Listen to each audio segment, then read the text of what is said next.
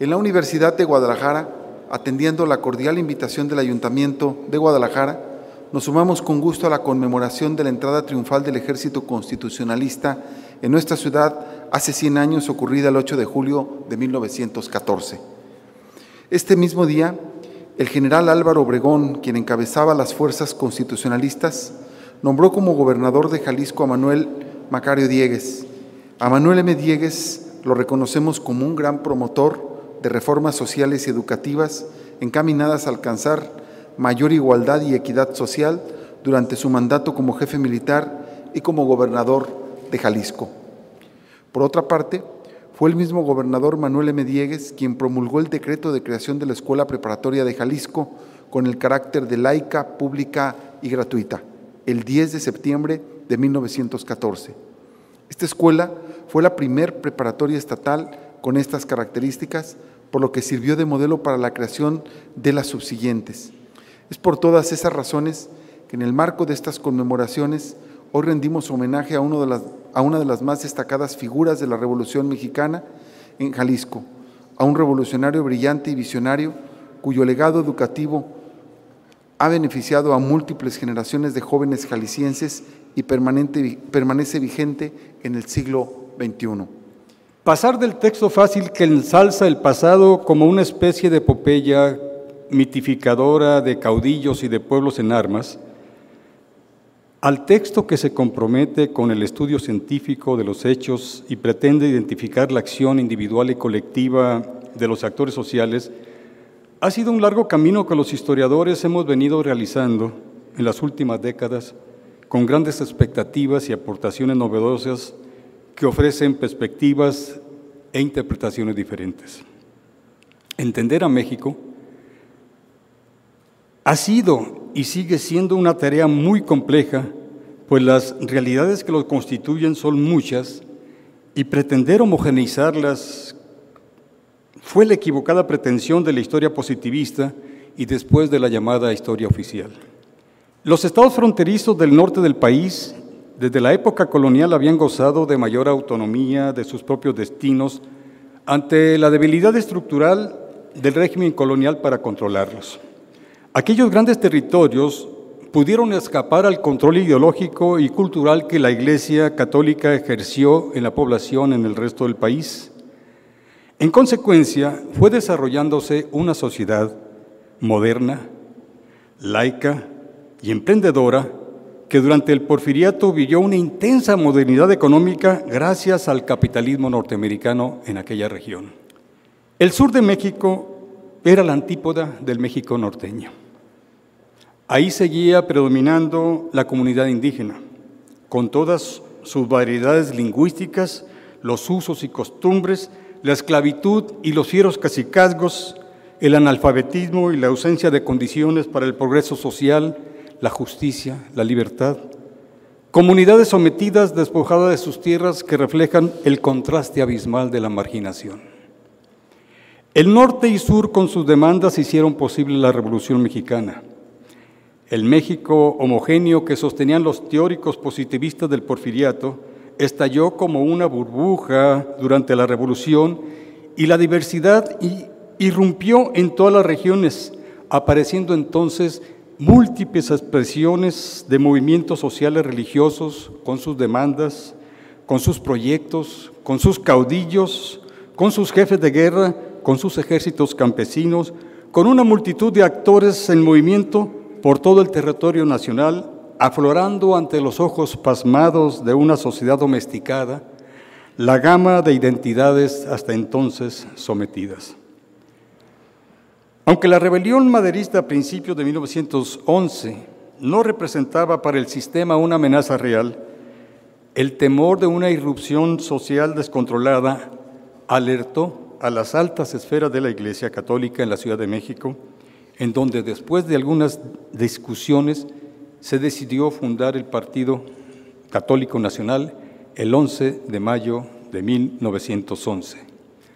Madero muy pronto vivió un momento de apremio y a tan solo unos cuantos días de asumir el poder, las fuerzas campesinas de Emiliano Zapata se levantaron en armas contra él por lo que el mayor temor de las élites, el mayor temor de las iglesias, la irrupción violenta de las masas, se hacía presente.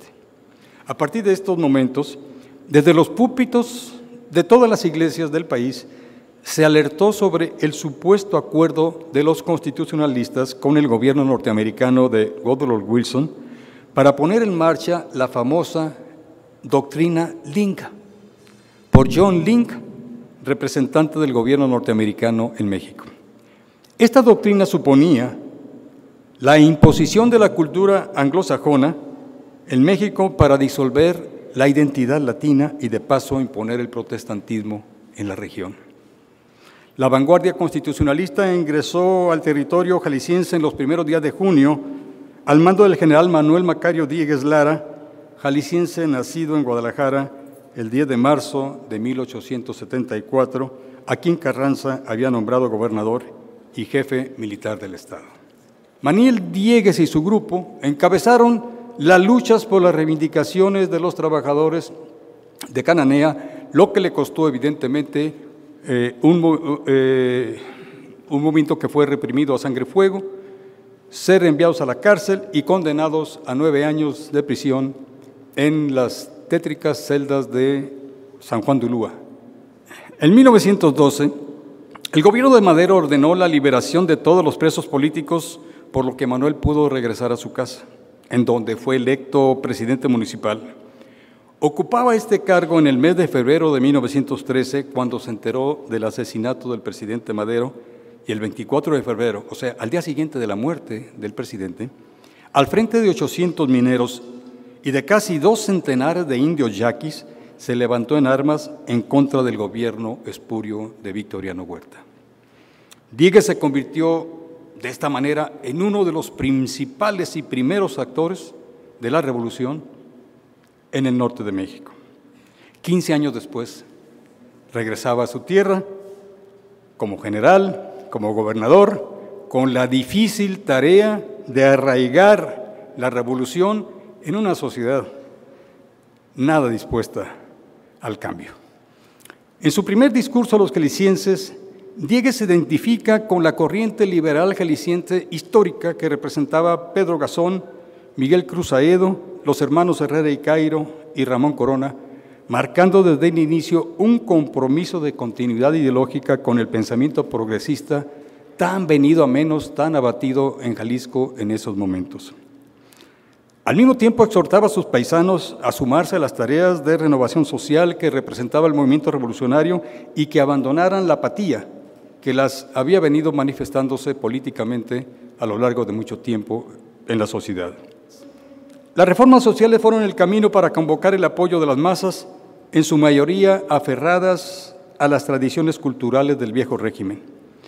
Convencido de la necesidad de crear una estructura educativa que desmontara el control cultural que mantenía la Iglesia, el 4 de septiembre de 1914, Diegues decretó las bases de la educación popular, laica, obligatoria y el cierre definitivo de las instituciones sostenidas por el clero.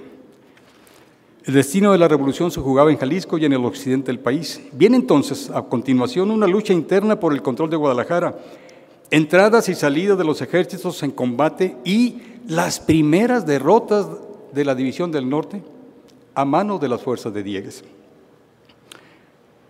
Desde el mes de diciembre de 1914 hasta el 18 de abril de 1915, la lucha por Guadalajara se convierte en el principal escenario de combate en todo el país.